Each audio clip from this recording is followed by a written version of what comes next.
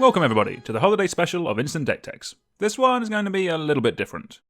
The commander of this deck is Surgeon General Commander. It is 3 and a green for a legendary creature, Wombat Bat Chameleon. It has, whenever you augment, enchant, or mutate a creature you control, draw a card. And it can also tap to add 1 mana of any colour.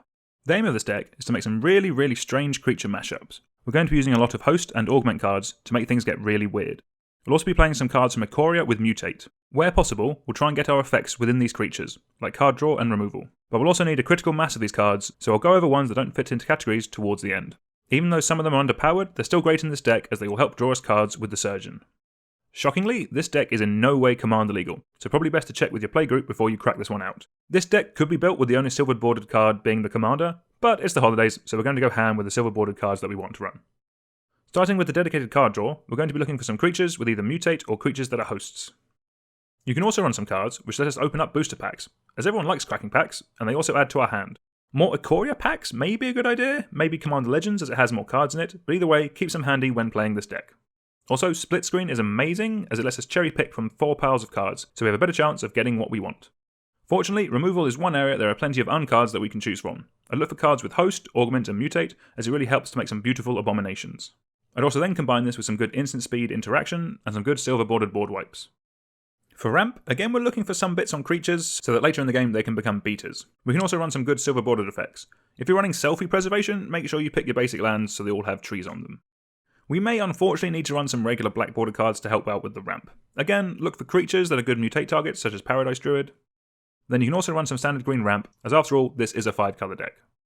There are a few good cards we can play to get some stuff back from our graveyard if for some reason it dies.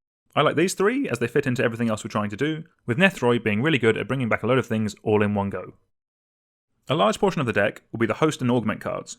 For the host cards, I would run most of them. We really want to see what the weirdest and strangest creature is that we can make, so by running all of them, it gives us a good bit of variety, spice of life and all that stuff. The other half of these cards will obviously be the augment cards. These will combine with the hosts so the deck can really pop off.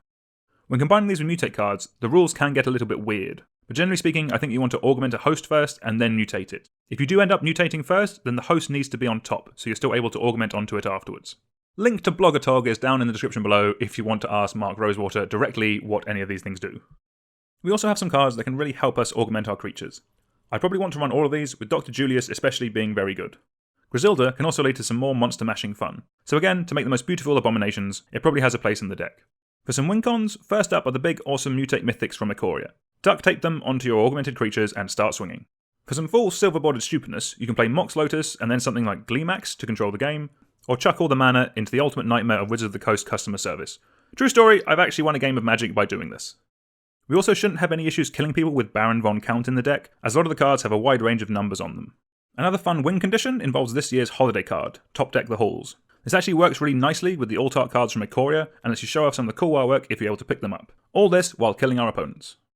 If you're running this, you probably want to run some snow basics for some added festive flavour. And there's a few other very dumb cards we can play in a silver bordered deck. Urza can do anything printed on a Planeswalker. Nerf War gives you an excuse to use some of the other toys you have lying around the house.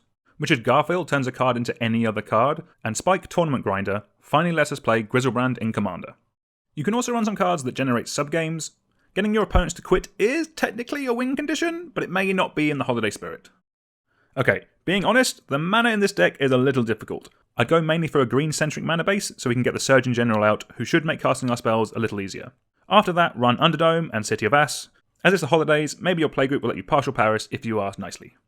Thank you to everyone who's helped make the channel grow this year. Happy holidays, and we'll be back in the new year with some more deck techs and some other cool content. Thank you very much.